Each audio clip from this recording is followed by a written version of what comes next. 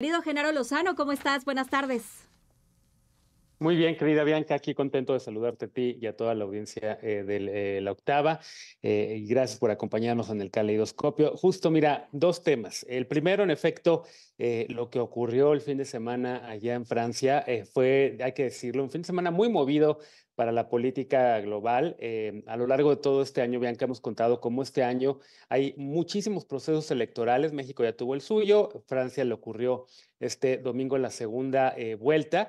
Y muy movida porque también en el Reino Unido, al ladito de Francia básicamente, también hubo elecciones y en ambos países hubo, fíjate, yo diría un fenómeno bastante interesante. Habíamos platicado previamente en otra edición del Caleidoscopio Bianca hace apenas un cosa más de mes y medio sobre las elecciones en el Parlamento Europeo en donde la extrema derecha había avanzado. Y había un poco este temor en varios de los líderes europeos de que la ultraderecha estaba agarrando mucha fuerza, lo vimos en España, que ganó el partido Vox varios escaños, digamos, sobre todo a nivel de los municipios. Muchos municipios en España hoy son gobernados por la ultraderecha, por Vox, y allá el presidente del gobierno español, Pedro Sánchez, decidió adelantar las elecciones precisamente para tratar de tomar el pulso de la gente y ver si el tema del fenómeno del avance de la derecha era algo que estaba básicamente muy esparcido por todo el país, o si había sido solamente un fenómeno, digamos, en lo local. Pedro Sánchez ganó la apuesta y mantuvo su gobierno socialista con alianza con partidos de izquierda. Un poco ocurrió lo mismo en el Reino Unido donde Rishi Sunak, el entonces primer ministro, también leyó lo que estaba ocurriendo en la Unión Europea. El Reino Unido se salió de la Unión Europea en el 2017, pero pues evidentemente lo que pasa en la política europea también afecta a los británicos. Rishi Sunak también decidió, sobre todo porque también ellos tuvieron elecciones municipales y los liberales avanzaron allá, en contraste con lo que estaba ocurriendo en España y lo que ocurrió en Francia. En el Reino Unido más bien avanzó la izquierda en las municipales y el gobierno de Rishi Sunak era un gobierno de derecha, los conservadores llevaban 14 años en el poder, también decidió adelantar las elecciones, pero él le salió de una manera catastrófica, perdió el conservadurismo, perdieron los Tories, el gobierno después de 14 años, después de que les tocó ver la salida del Brexit, después de que les tocó ver que el Reino Unido cayera en una crisis de representatividad, que varios primeros ministros tuvieran que renunciar, desde Boris Johnson por el tema de la crisis de la pandemia de COVID y las fiestas que él hacía, hasta el mismo Sunak, quien renuncia el jueves pasado por los malos resultados que tuvo su partido, los conservadores, en la elección y el regreso de los liberales. En el Reino Unido ahora se espera que se gire el péndulo a la izquierda y que regresen los gobiernos liberales de los que representaba, entre otros, Tony Blair, y que ahora pues están teniendo una política un poco más europeísta,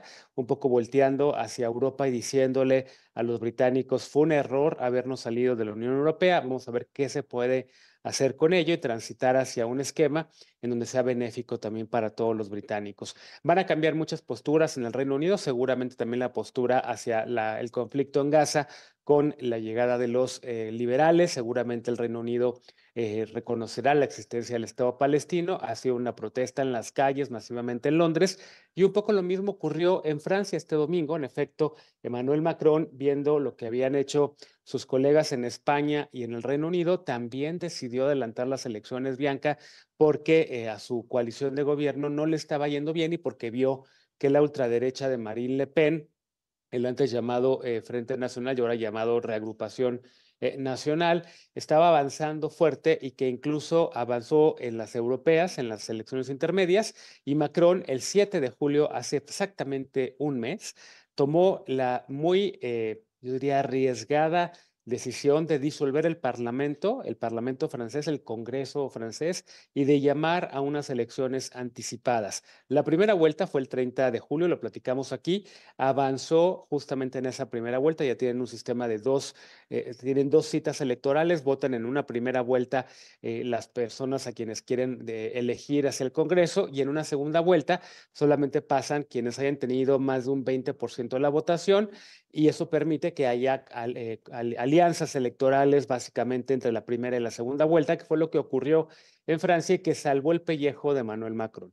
Emmanuel Macron creía que su apuesta acabaría siendo beneficiosa para él y lo consiguió. La verdad es que arriesgó el todo por el todo y logró hacer que la ultraderecha de Marine Le Pen no solamente perdiera el acceso al poder, sino que se fuera al tercer lugar. En la segunda vuelta de este domingo, la coalición gobernante de Macron Juntos se hizo una alianza con los partidos de Mélenchon y de la izquierda para detener a los candidatos más fuertes de la ultraderecha y le salió también que ahora el Frente Popular, una coalición de izquierdas, se va al primer lugar al Congreso francés, el eje, la coalición de Macron Juntos va al segundo lugar y la tercera fuerza más votada fue la ultraderecha que se fue hasta el tercer lugar. Macron sí pierde una centena de diputados, pero mantiene el gobierno, pero mantiene adelante sus propuestas y logrará con la izquierda más moderada, la de Mélenchon, hacer un gobierno en el que seguramente van también a cambiar, entre otras cosas, la política francesa hacia Gaza, también en París, en las calles de París y en las calles principales de las ciudades francesas. También la petición muy fuerte era que Francia pues exigiera un alto el fuego en Gaza y que también el gobierno francés acabara reconociendo el Estado palestino. Se acomodan dos cosas en el escenario global para el conflicto en Gaza. Una de ellas es, como te decía, las elecciones en el Reino Unido. El otro es lo que ocurrió también en Francia y seguramente esto se verá reflejado en la política exterior de ambos países de una manera muy pronta. A la expectativa, lo conecto con la otra gran elección que ocurre este 2024, en noviembre, la expectativa de qué ocurrirá con el presidente Biden. Blanca, el presidente Biden tiene esta semana una cita importante, tiene a los líderes del G7 reunidos en Washington, D.C., tienen una cumbre de la OTAN, van a hablar, entre otras cosas, sobre la anexión de Ucrania a este mecanismo de seguridad transatlántico.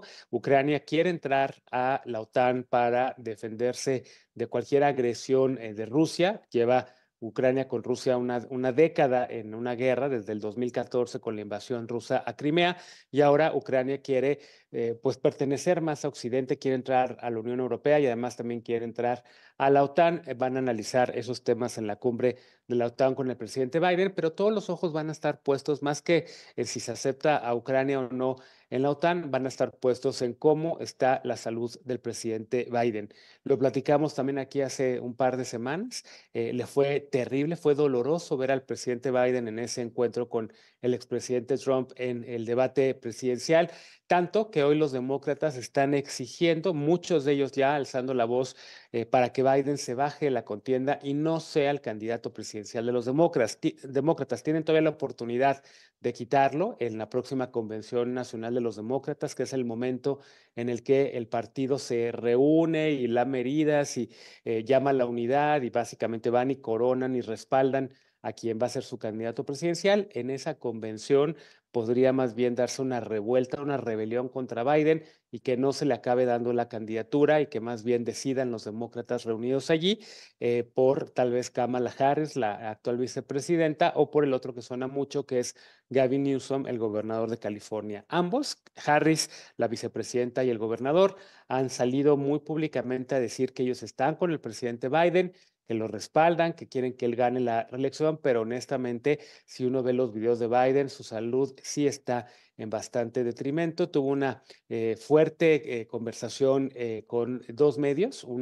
Decidió ir a Morning Joe, a un muy visto show mañanero, en donde habló de por qué quiere seguir en la contienda y también estuvo con el periodista George Stephanopoulos en una entrevista nocturna en donde Biden prácticamente salió a tratar de convencer a la gente que él es la única persona que puede detener a Trump, que él está muy sano y que está de muy buen estado de ánimo y de salud, es lo que quiso transmitirle a la gente para seguir compitiendo. Pero lo cierto es que tiene una revuelta básicamente en ciernes. El Partido Demócrata está muy preocupado viendo qué hará con él y lo sabremos tan pronto como la próxima semana, en donde, por cierto, ya le toca a los republicanos coronar a su candidato, a Donald Trump.